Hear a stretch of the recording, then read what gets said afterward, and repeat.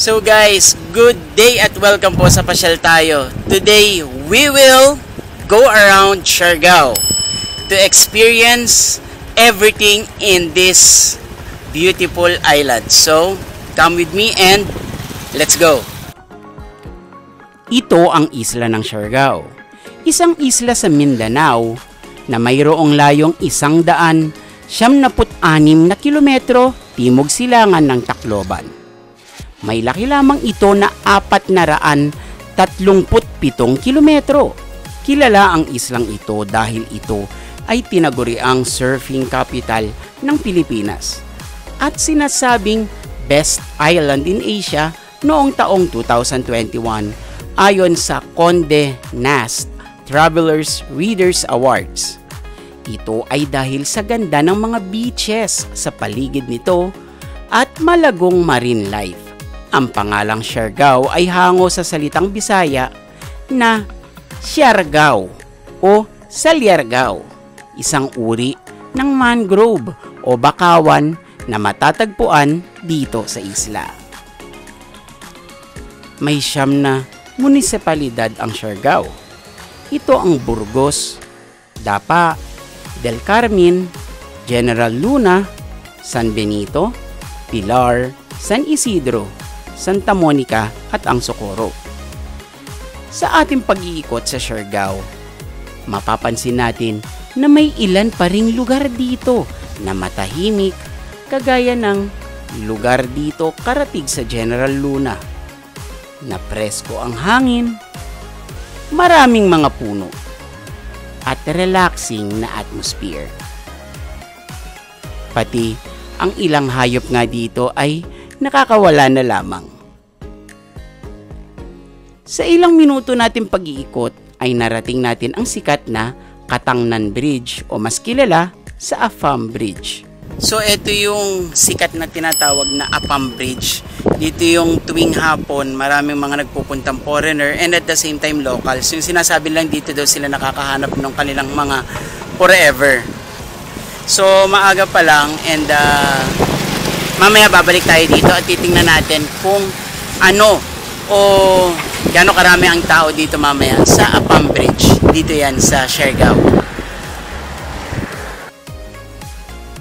Before we continue our travel, nag-breakfast muna tayo. I know most of you will agree na mahal karamihan ng daily commodity sa isla, kagaya ng mga pagkain.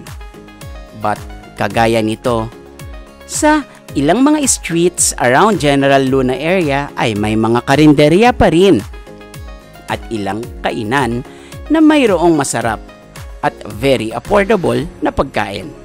Ika nga, you just need to ask and find out. Ito ang bayan ng General Luna. Ito ang sentral ayon sa mga lokal. Kagaya din ito ng ibang bayan kung saan may ilang mga palengke, simbahan, mga ilang tindahan at iba pa.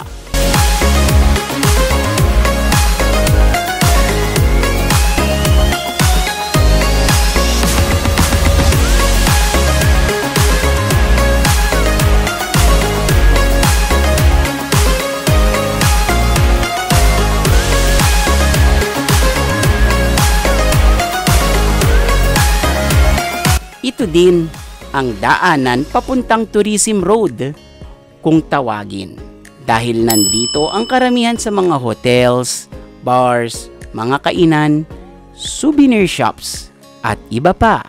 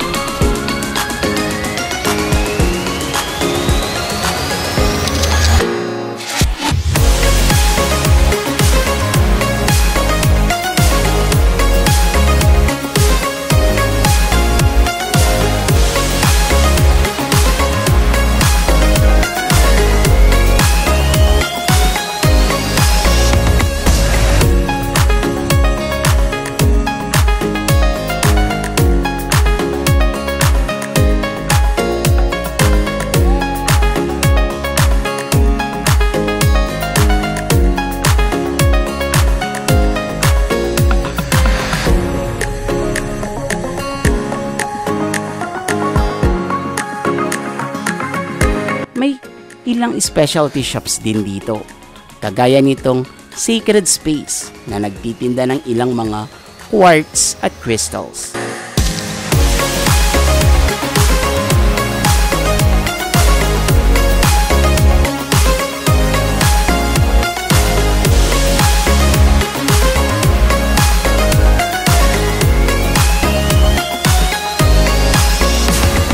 Bukod sa beach, ay dito mo rin mapapansin ang maraming mga turista na namamasyal. Bago dumilim ay binalikan natin ang Afam Bridge at kitang-kita na nag-iba ang atmosphere dito dahil sa dami ng mga nagtitinda ng souvenirs, mga pagkain, at lahat sila ay tila mga kabute na bigla na lang nagsilabasan.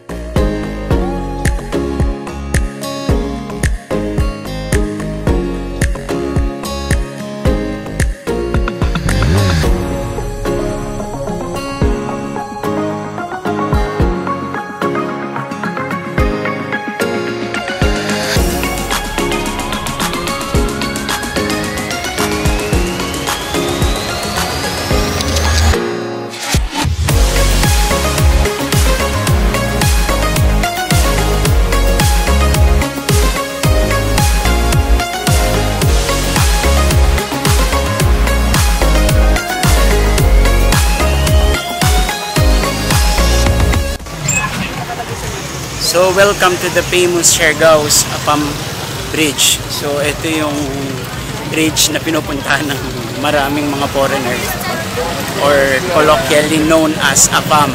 Ayan. At mapapansin nyo marami ding nakatambay dito na Pinoy at mga iba't ibang mga nasyon. Ayan. So, ayan, makikita ninyo. Araw-araw yan pag sunset.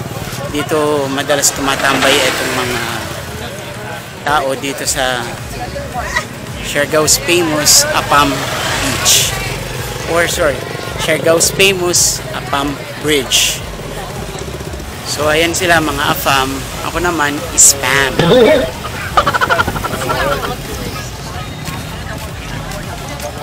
So dito sa Afam Bridge ay marami din kayong mga makikitang mga pagkain, snacks, kaya it's a good place din para tayo makapagmerienda. Ayan.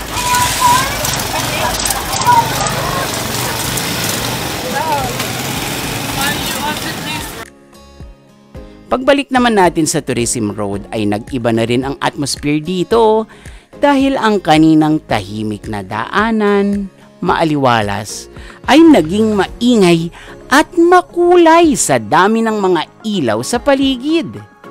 Ito din ang inaantabayanan ng karamihan dahil sa oras na ito ay nagbubukas na ang karamihan sa mga masasarap na kainan na kahit tayo ay yun ang dinarayo.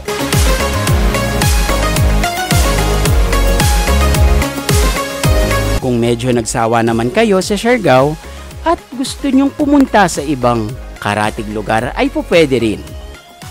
From Dapa Port sa Siargao ay po pwede kang mag-ferry na tumatagal ng 1 oras at kalahati papunta sa bayan ng Surigao.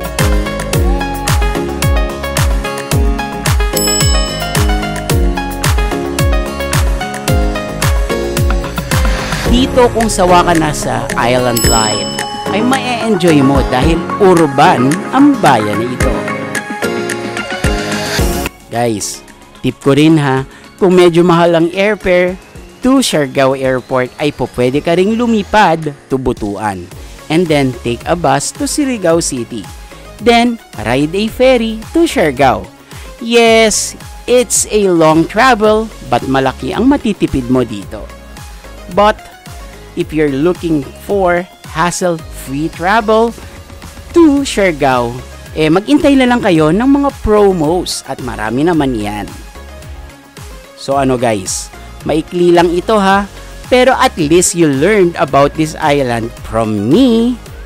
At meron pa tayong ibang upcoming videos about Siargao at ito ang ilan sa ating mga tinirahan na hotels at ibang pasyalan dito. Kaya watch nyo lang ang Pasyal Tayo.